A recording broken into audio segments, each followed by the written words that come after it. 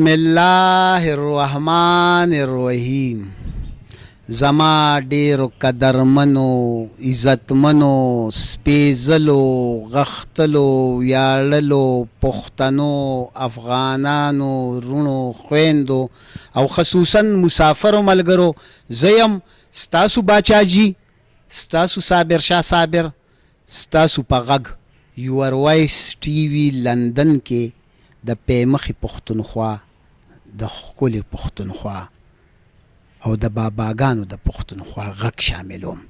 قدرمنو عزتمنو، زما دا کوشش دی چې زه بهر هم د دې پیښور نه وځم، زه بهر هم د دې پښتونخوا نه وځم، چرته چې د مقصد او مدعا مارغه رانیول اسان وي چې روي نیسم.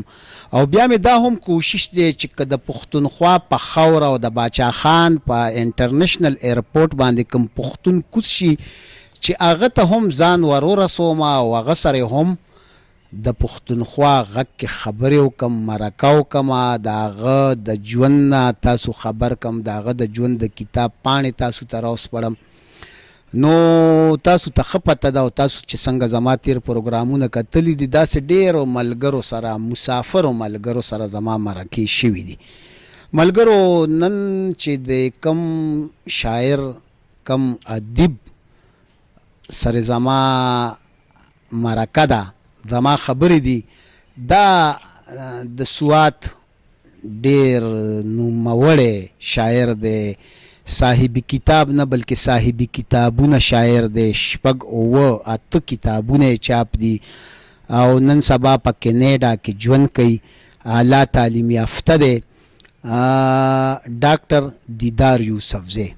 ډاکټر دیدار یوسفزی د مسافر ادب باندې څومره خاپونه یا چاپونه پریښي دي، مسافر ادب له د څومره خدمات دي، زمونږ پښتونخوا سره د ده رابطې څومره کیږي، مونږ سره راشه درشه څومره ده، او دلته د پښتنو لیکوالو سره سرپرستی، مالی یا معنوي سرپرستی کوي که نه، دا ټولې خبرې به ده سره هم کوو. د دې خبرو نه مخکې به زه د ځینو مشرانو تاثرات هم اخلم چې د ډاکټر صاحب په هکله څه تاثرات دي.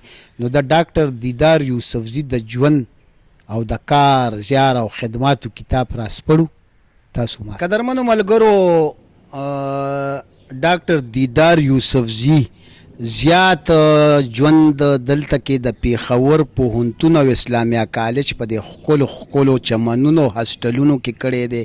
په سینا هاسټل کې په پاتې کېدو د ډاکټر عباسین یوسفزي او زما شریک دوست دی او د هماغه وختونو دوست هم دی. ډاکټر عباسین یوسفزي نن مونږ په خپله ځای کې میلمانه کړي هم یو. نو ډاکټر عباسین یوسفزي سره ډاکټر دیدار یوسفزي صاحب چون کې ډېر اوږد عمر کړی دی، هم ادبي او هم خاندانی تګ راتګ کړی دی. نو دلته کې ډاکټر عباسین یوسفزي سره زه ناست یم او د ډاکټر صاحب نه د ډاکټر دیدار په هکله تاثرات اخلم چې ډاکټر صاحب دا ډاکټر دیدار تا لیدلی دی، څنګه سړی دی، څه خدمات دي، پښتو ته څه بخښنې دي. باچا صاحب ډېره مننه، الله دې خوشحال لره. ډاکټر دیدار زه د هغه وخت نه پیژنم چې کله دی د طب طالب علم و او زه راغلی وم، تازه لیکچرر شوی وم په اسلامي کالج کې.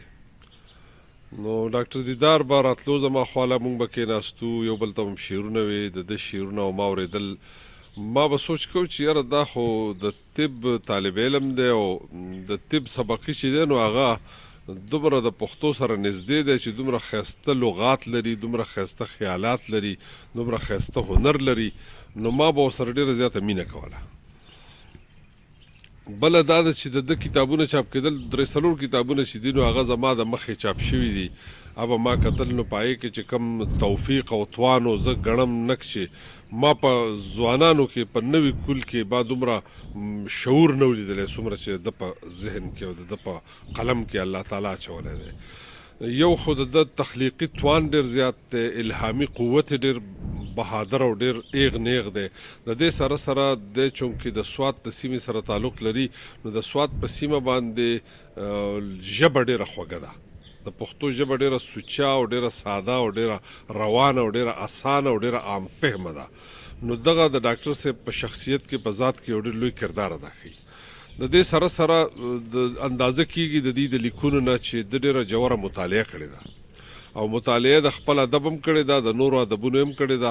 نو د دې سره د ډاکټر صاحب میچورټي لیول چې دی نو هغه د نورو ځوانانو نه بیخي مختلف و. نو ځکه زما راښکون ورته زیات و. د دې نه علاوه ډاکټر صاحب غزل هم لیکو، نظم هم لیکو، هایکو هم په وخت کې لیکلي، ډېر اعلی معیاري هایکو یې لیکلي دي او دا د هایکو بالکل ابتدایي وختونه و. د دې سره سره په لغاتو باندې ډېر ګټور کار کړی. نو نه یم خبر چې هغه کار څه شو، په دې چې ډېره موده یې پې کار کړی او د ما ته وایي چې زه پې کومه. نو ما ورته وویل چې وکړه، ما ورته طریقه وښوده چې داسې کول غواړي. نو هغه د کار کړی خو غالبا چې د سواته حالات خراب شوي دي نو په هغه وخت کې دا کتابونه څه د دنه مسودې به ضایع شوي زه دا ګڼم. بله دا ده چې ډاکټر صاحب ډېر لوی سیاسي بصیرت لري. د خپل وطن، د خپل قام، د خپلو خلکو د ضرورتونو نه ډېر ښه خبر دی. د دې نه علاوه ایمان مضبوط دی، چل ول ټګي برګي دا د ذات حصه نه ده. دا یو ډېر سوچه او ډېر سپېڅلی او ډېر ښاغلی پښتون دی.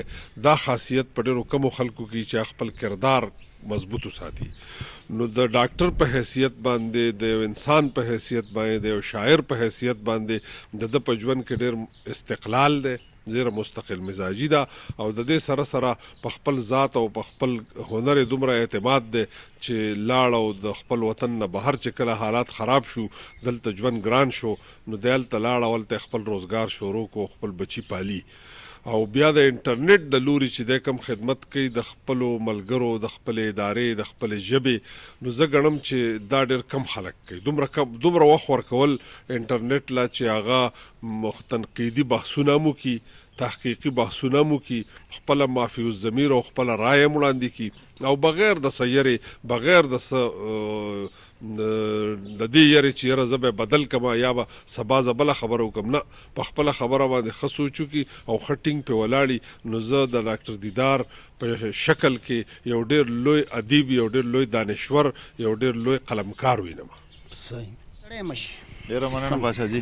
کینیډا نه په خیر راغی. ډیره زیاته مننه، خوشحاله اوس. څو کاله پس د کینیډا نه راغی؟ ما خو لسم کال دی چې رالم، 10 کاله مې وشول. نه نو ته محرور وې که څنګه چې دا نه راتلې؟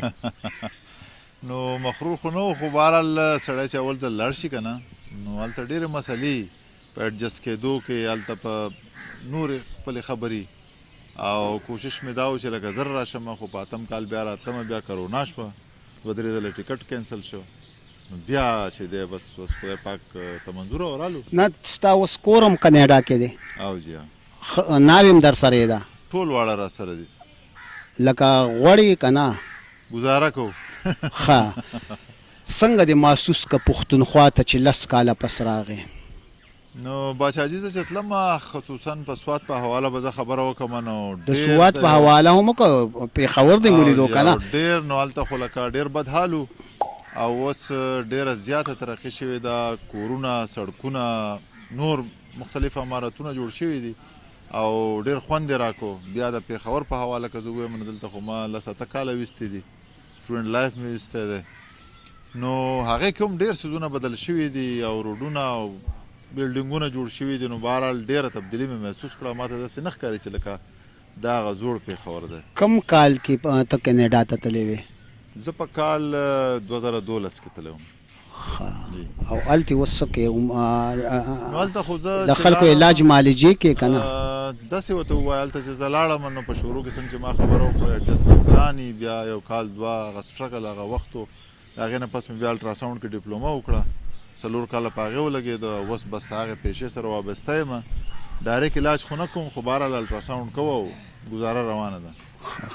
ملګرو دا د رحمان بابا مزار دی، د رحمان بابا تاریخي مزار دی، د رحمان بابا ښکلی مزار دی او ډاکټر صاحب چون کې په پېښور کې مېلمه دی نو ما ویل چې د دنه یو تاریخي ځای کې مرکه وکم نو ځکه د رحمان بابا کمپلیکس ته راغلی کوم چې په هزارخوانۍ کې دی او دې مزار کې با کوشش کوو چې د مختلفو ځایونو کې د پښتو د دې لوی زوی سره خبرې اترې وکړو انشاءالله چې دا مرکه به همداسې جاري وي یور وایس ټي وي لندن د پښتنو یو لوی نماینده ټي وي دی دا ټي وي که تر اوسه تاسو نوي سبسکرایب کړئ نو خامخا یې سبسکرایب کړئ یو بله خبره دا چې د پښتونخوا غږ پروګرام وخت په وخت تاسو ګورئ چې په دې کې مونږ علمي ادبي فرهنګي پروګرامونه کوو او دا زما خپل پروګرام دی خپل خپرونه نو زما دا پروګرام خامخا لایک کړئ څو کتابونه دي چاپ دي ډاکټر صاحب زما خو تر اوسه زما خیال چې 7 کتابونه چاپ دي ستا خیال دی څه مطلب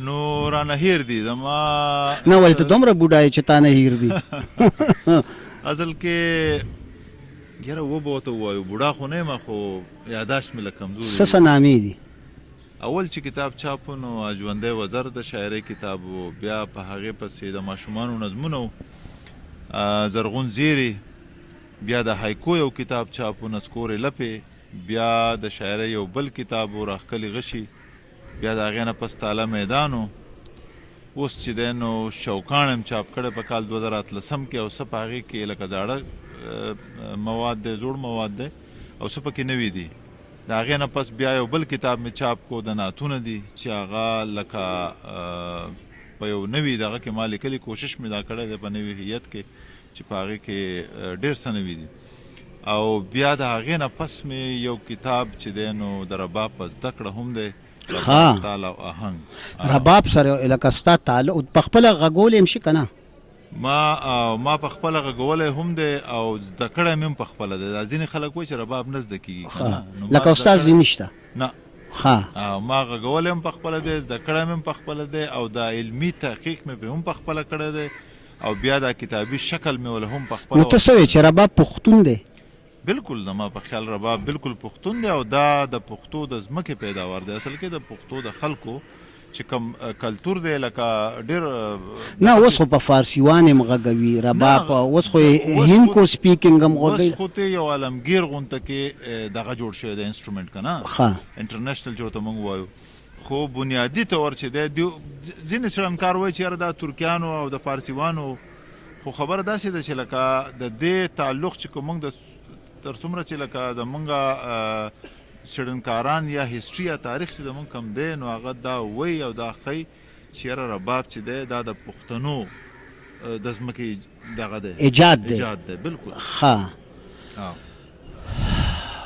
څنګه د کینیډۍ ماحول څنګه دی ستا نه بغیر هلته نور پښتانه لیکوال شته نو کو جنرال خبره کوو لیکوالان خو ډېر دي په هر ځای کې کاناډا خو یو لوی ملک دی که نه هغه کې لکه دای چې یاره که زه ورته وایم چې نیمه دنیا د رقبه ډېره زیاته ده آبادي کمه ده خو لیکوالان چې دي نو هلته یو خبره دا هم ده چې لکه ډېر خلک د روزګار په تلاش کې چې هلته لاړ شي نو د هغو سره وخت دومره نه وي چې پښتو پرېږدي نه دا هم نشو ویلی پښتو پرېږدي خو لکه مسلې زیاتې او خصوصا دغه په حواله که نه د معاشي مسلې وته نو هغه دونه وخت نشي ورکولی څومره چې په کار عمره لیکوالان نشته خو بهرحال بیا هم شکر دی په دومره لرې وطن کې پښتو خلک یادوي او پښتو لیکي پښتو لولي د خپل حده کوشش کوي نه کم تنظیم شته ادبي تنظیم زمونږ یو و او هغه چې دا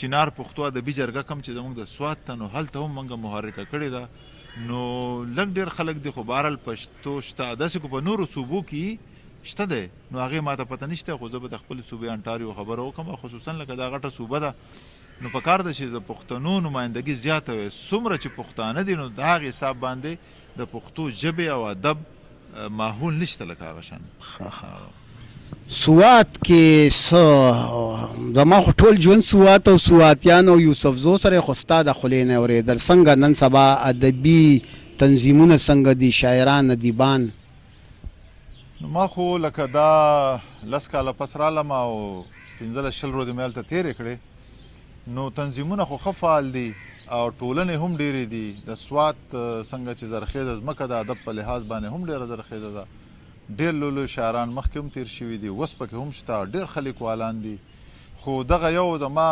کېدای شي داسې نه خو ما چې محسوسه کړې ده نو چې څومره ټولنې زیاتې شوي دي نو هومره د دیو چې دی نو د یو بل نه لريواله دا خو خیر د پښتنو فطرت دی چې چرته ملنګان ډیر وي یو بل سره هغه دی باندې جنگ کوي او چې چرته کې لکه هر دا تقریبا یو سلسله خبره خو نه زما خپل دا خیال دی ډاکټر صاحب چې ادبي تنظیمونه تحریکونه بزمونه جرګې او ټولنې څومره زیاتېږي نو دا خده د پښتو د پاره یو مشاعره کې بل دغه په ضد بیا مشاعره کې یو سیمینار کې نو ځکه چې دا به خبره نه ده نه زه د لک په بل نظر ګورم دا ډیره ښه خبره ده خو کو دا دوه قسمه دغه یو کنسټرکټیو یو ډسټرکټیو کنه نو په هغه کې بیا دا هم جوړیږي چې په یو بل پسې خبرې کوي نو هغه خبرې چې عام خلکو ته راځي لکه عام خلک دا غني چې شاعر چې دی نو هغه د قام سترګې دي او موږ هم وایو چې سترګې دي نو کله چې دا خبرې به هر تراشي نو هغه لکه یو دغه خیال شي چې یاره دا څنګه لیکوالان دي او څنګه مشران دي نو ما په دغه اندازه ما خبره کوله چې لکه په کار دا چې ستاسو څنګه خبره وکړه چې د یو بل د قصه کوي خو ډیره ښه ده خو د یو بل خپې وهي او دغه مسله پیدا کېږي نو په کار چې دا ستا خو ډیرو تنظیمونو ستا په احساس کې اوس پروګرامونه وکړل کنه چې راغلی بالکل جیاو د ټولو زمانه نه کومه ډیر زیات د چا سره زه ذاتي طور میلاو شوم ځینې خلکو سره د تنظیمي حواله میلاو شوم او ډیر زیات زما قدر وکړو زما ستاینه وکړه ماته په خیر رالی ووایي دا ټولو زیات مشکور یم او ماته داسې محسوسه نه شوه خو به هر حال دا خلک خبرې کوي کمې خبرې چې رارسي نو دا زه په بد نیت نه یم په ښه نیت ویم چې دا یو ښه ایمیج نه پرې باسي نو په کار ده چې لکه اوس تاسو یو دغه د مرکه ده یا جرګه ده یا ټولنه ده نو زما به دا خواهش چې لکه تاسو فرض کې خپل دغه کوئ چې ټول ولا راتلی چې یا نور کوي چې تاسو ورتلی نو دغه ځای کې چې دی دا بند جوړ کړي یا دا دیوال وي یا پوله جوړه کړي نو زما خیال دا لکه ادب ته نقصان رسوي تاوان رسوي او څه فایده نه کوي بهر چې تلې لس کاله پس راغی دلته د کومو تنظیمونو سره رابطې وي یا ملاتړ یا کم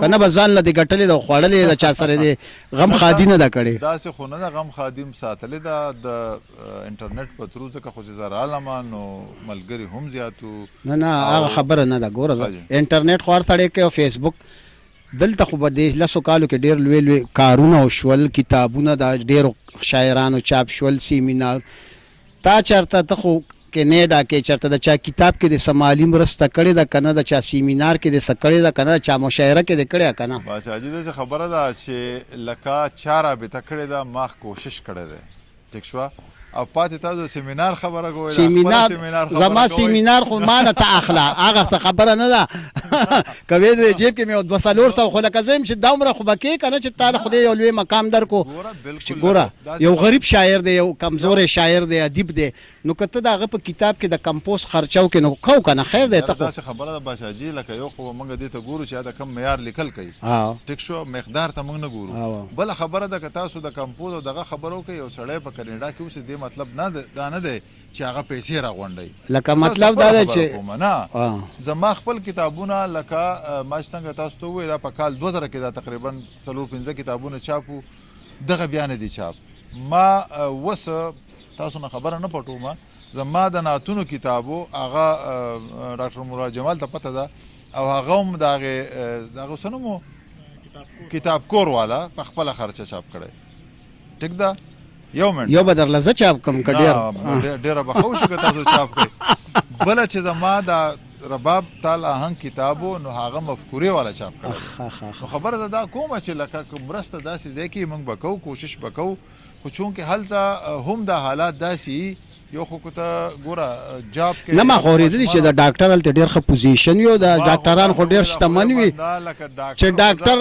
دیدار یوسف زیم لږ فریاد شروع کړي نو بیا خو هلته چې هغه کم خلک داسې خبره نه فریاد خو بهرحال نه کوو شکر الحمدلله خو مطلب دا دی چې کم هلته اخراجات کمې خرچې نو هغه برابر کېږي او خبره روانه ده ته به پښتونخوا کې د پښتو تحریکونه مخکې بوځې او خامخا دا ژبه زموږ د ټولو د مور او کور او جرګې او ډیوډۍ ژبه ده چې دا ژبه هم ستا غوندې د درنو عزتمنو شتمنو پښتنو په وساطت او وسیله ځینو کوشش به کوې چې که دلته کوم شاعر دارنګې کتاب د چاپ اوس نه لرسي نو هغوی له تحریک چلی چې د هغوی کتاب چاپ شي تحریک چلولی شو، لیکل کولی شو، کوم مالي مرسته کېږي هم به کوو. خو څنګه چې ما خبره تا ته وکړه که نه حاضر سات لا پنچر یې لکه مطلب چې حاضر سات پنچر هم نه یم، داسې څه مسله هم نشته. فریادونه نه کوو، فریادونه والا سړی مې بدې شي.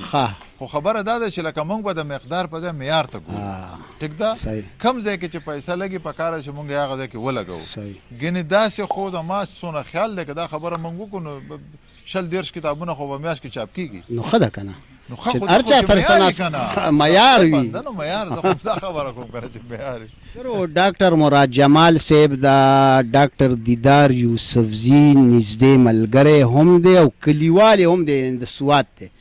ډاکټر عباسین یوسفزي د دلته ډېر تعلق هم ډاکټرانو سره وي.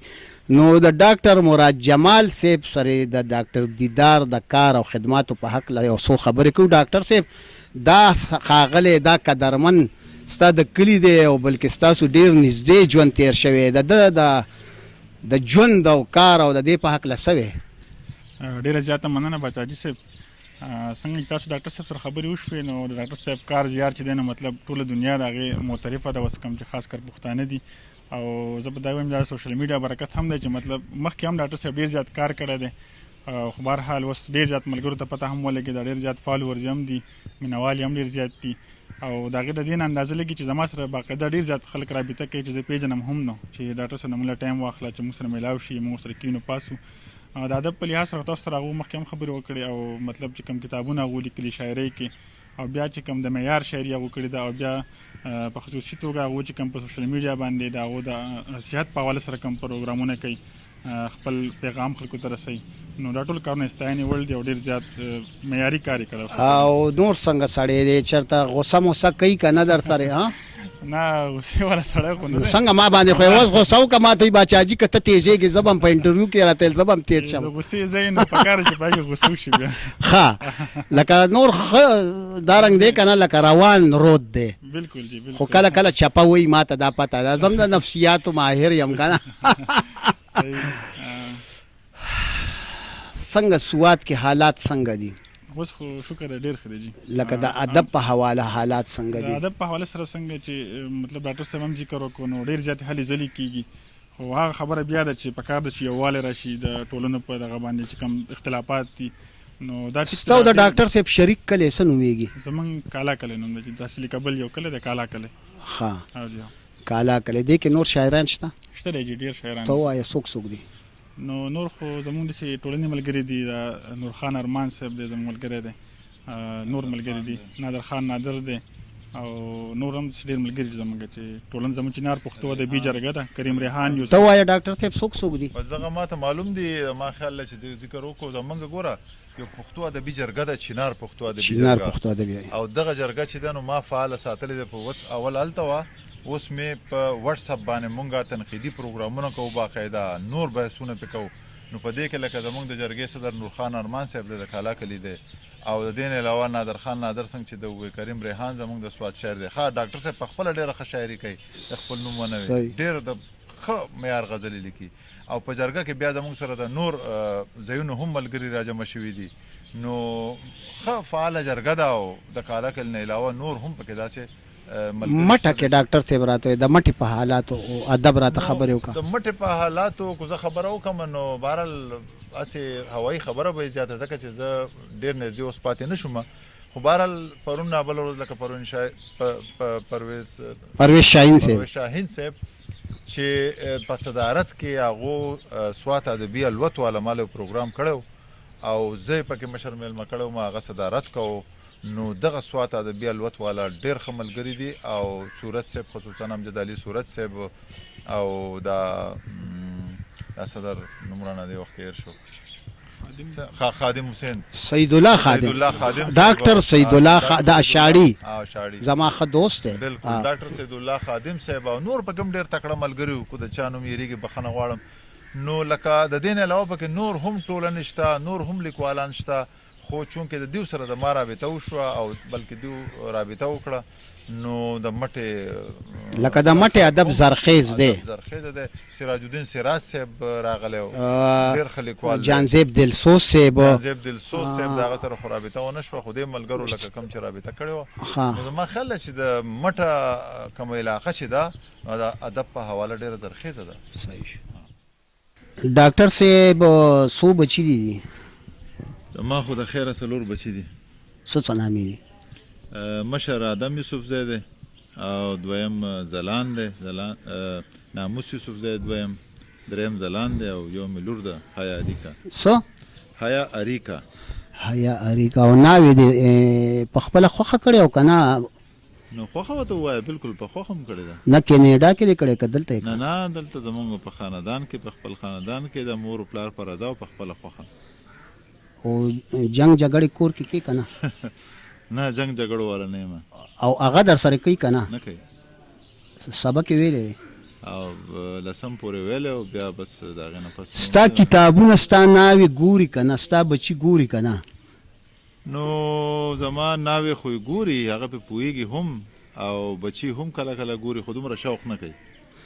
نو لکه دا ښه خبره نه ده که نه چې دا ستا په کور کې ستا ښځې له پښتو صحیح نه ورځي؟ ولې نه ورځي؟ ما خو دا نه دی ویلي چې پښتو. نو شوق ولې نه؟ ګوره ته زما زما د خولې خبرې په خپله دغه مه کوه. خبره داسې ده غوسه کېږې سله ډاکټر صاحب نو زه وایم چې لکه اوس ته وې هغه شوق نه کوي که نه نو ولې نه ورځي؟ خبره مې دا وکړه په کال چې ستا ټول کتابونه نسکورې لپې ورته یادې وې. دا سیاسي خلک چې دي که نه دي چې انټرویو ته کښېني که نه نو دا میزبان چې کوم نو هغه د هغه خبره په خپله خوله کوي په خپل انداز کې نو زه هغه خبره کوم پوهېږم نه پښتو پوهېږي پښتو ورځي شاعري لولي پوهېږي پې هم خو داسې نه ده لکه څنګه چې زموږ د شاعرانو عادت یا موږ دا فرض کوو چې موږ چې څه کوو هغه دې هم هغه کوي. ستا په خاندان کې نور څوک شاعر شته؟ یاره زموږ په خاندان کې شاعر څه چې څوک په شعر که دا درته ووایم چې پوهېږم نه نه لکه ادبي ذوق والا کسان. ستا څو وروڼه خویندې دي؟ زما چې درې خویندې او شپږ وروڼه یم. څه نامې دي وروڼو دي؟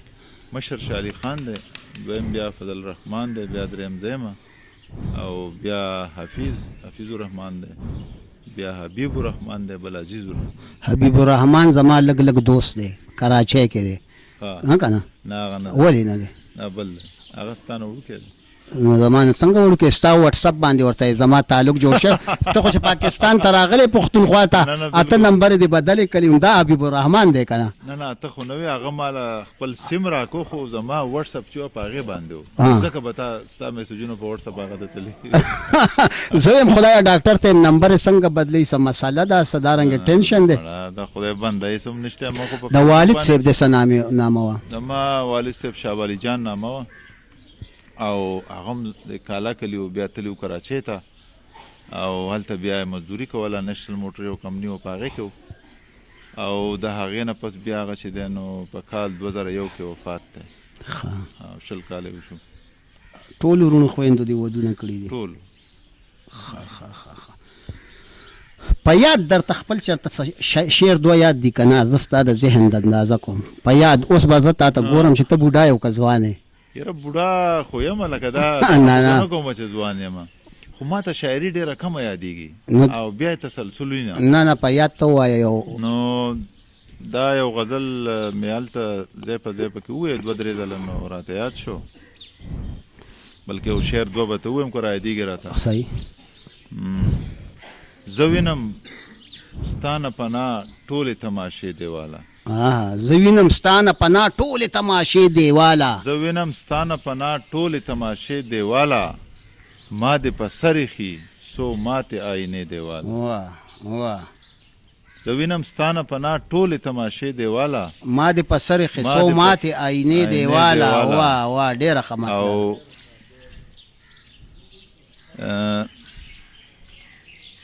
د ښایست قد به دې نابود شي کبرجن آشنا.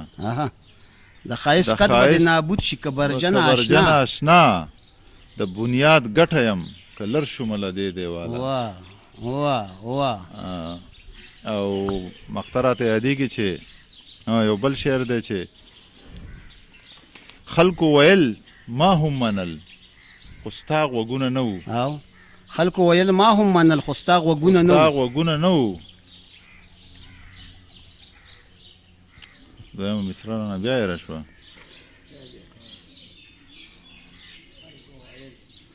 خلکو ویل ما هم منل خو ستا غوږونه نه وو زه درته هسې غږېدمه له مودې دیواله واه واه زه واه درته هسې غږېدمه له له مودې مودې دیواله دیواله. او مقطع ده چې خلک یې زړه سوری کوي خدای جواب نه کوي او خلک یې زړه سورې کوي خو دې خدای جواب نه کوي په دیدار شوي دي اوس تا غوندې کانې دیواله ډېر عمده غزل ترنم کې ویلی شي. نو ترنم ما چېرته په ژوند کې نه دی ویلی ته اړو ترنم ویلی نه یې؟ نه نه تا ځان سره هم زمزمه نه ده کړې چرې؟ نه مې ده کړې زما اواز هم داسې دی او انداز هم نشته بلکې که ته په ترنم کې ووایې نو خوند به نه نه زه خو ترنم کې هر ته ویلی شم خدای مرکه تا نه علم کې نه زه به اوس په ترنم کې ویم. ووایه ووایه دغه غزل ووایه یو لاس کې تسبیح ساتو ډېر ښه بل لاس کی کتاب ساتو یو لاس کی تسبیح ساتو بل لاس کی کتاب ساتو ستا د زندګۍ د ویش خدای ټول حساب ساتو. ډېر ښه مونږ څومره نادان یو مونږ څومره بېځانه یو مونږ څومره نادان یو مونږ څومره بېځانه یو او خپل چم کې قاتل ساتو خپل کور کې کساب ساتو ډېر ښه ستا د زندګۍ د ویش خدای ټول حساب ساتو. دا مې درته ځکه ویل چې ما ته پته وه چې تا ته هم دا پته وه چې دی به راته وایي چې ترنم کې څه وایه نو تا په مال چې کې نه جوړ باچاجي ته ویم چې دی په ترنم کې نه تاسو خو به ویلی که نه ما نه دی ویلی او نن مې ویلو اواز زما څنګه ورشا وایي دا د رحمان بابا د مزار خادمان دي او ډېر عزتمند د دې مزار خدمت دا کوي. دی دلته ټول عمر عمده مشاعرې او مجلسونه کړي دی ته ووایه ډاکټر صاحب چې دی دا زما اواز بد و که نه اوس ته شرمېږې ته خپل غزل نه یې ډاکټر ګوره ډاکټر صاحب ته ډېر ښه شاعر خو کله کله ترنم باندې ګوره ته خو د رباب شو کم کې نو بیا ترنم څنګه نه ترنم ما چېرته ویلی نه دی که نه خبره دا خو دې نه پس به دواړه زده کوو دې مزار ته به راځو د رحمان ته خو د خدای بنده ته خو ګوره ستا خو ترنم اوس هم ښه دی بیا به هم ښه موږ چې زده کوو به ډېر وخت غواړي بل دا چې لکه په دې وخت کې بیا نه زده کېږي زده کړې وخت خو موږ نه دی زده کړی نه دی شوی زه او ته به ترنم یو ځای زده کوو که خیرې صورت حال دی د مسافر ادب. نو مسافر ادب که موږ وګورو لکه په دې کې موږ به یې په دوه حصو کې تقسیمو یو خو هغه د یورپ او د مغرب ملکونه چې کوم دي په هغه کې چې زموږ مسافر خلک دي نو هغو د معاشي ستونزو ډېر ښکاري او بل دلته ماحول نه نو هغو طرف ته ادب دومره وده نه ده کړې د هغو خپلې مجبورۍ دي بهرحال که څوک کوي هم خو داسې تنظیمونه ټولنې نشته چې ما وختي هم په یو خبره وکړه خو البته کم ملکونه چې دا نور دي سعودي شو یو ای شو او خلیج ملکونه نو په هغې کې ادب ډېر پرمختګ کړی دی او مسافر ادب لکه دا یو نوې زاویه زما خیال پښتو نظم ته راوړې ده یا نثر ته هم نو ځکه چې د هغو چې کومې ستونزې دي نو هغه پکې هغه هایلایټ کوي د هغو خبره کوي نو او ټولنې هم ډېرې دي دغه هم کېږي پروګرامونه بل وخت په وخت دلته نه لوی شاعران غواړي نو هغو ډېر پرمختګ کړی دی او دا یو ډېر ښه عمل دی زما په خیال ته ووایه یو تازه غزل ووایه تازه شته تازه خو به نه خو داسې ده چې کتاب کې چاپ نه دي داسې شاعري نو دې نه به درته یو غزل ووایم څنګه چې ما ته ووایي چې ما ته یادېږي نه خو بهرحال غزل مطلب ده چې ستا د نوم حرفونه اړوم د النکار غوندې ستا د نوم حرفونه اړوم د النکار غوندې زړه مې په دې نوي سارې گا دی سقرار غوندې سارې گا ما نیسا نه سارې گا ما پا دا نیسا صحیح ٹھیک شو صحیح ستا د نوم حرفونه اړوم د النکار غوندې زړه مې په دې نوي سارې گا دی سقرار غوندې او ستا په اساوري حسن کې راگ درباري سمانه دا خو ټول موسیقۍ سره تعلق موسیقۍ ستا په اساوري حسن کې راگ درباري سمانه ستا د سر مستی د سپکه نشي د دربار غوندې. واه واه واه ستا د سر مستی د سپکه نشي د دربار غوندې. ستا په اساوري حسن کې راگ درباري سمانا. ستا د سر مستی دی سپکه نشي د دربار غوندې. او شعر دی بادشاه جي، زړه د هر سړي لکه د مړي بې احساسه دی. زړه د هر سړي لکه د مړي بې احساسه دی. تن د هر سړي د سنگار شوی د مزار غوندې. واه واه واه دا ډېر ښه دی. تن د هر سړي د سنگار شوی د مزار غوندې. بې احساسه دی. تن د هر سړي د سنگار شوی د مزار غوندې. او بل شعر دی چې ستا سر و خایست دی، ستا سر و خایست شو بې دلیله وخت را وتروړو. ستا سر و خایست شو بې دلیله وخت را وتروړو. ما هم ځان خوړلی یم پاتې ډټ چنار غوندې. واه ستا سر و خایست شو بې دلیله وخت را وتروړو.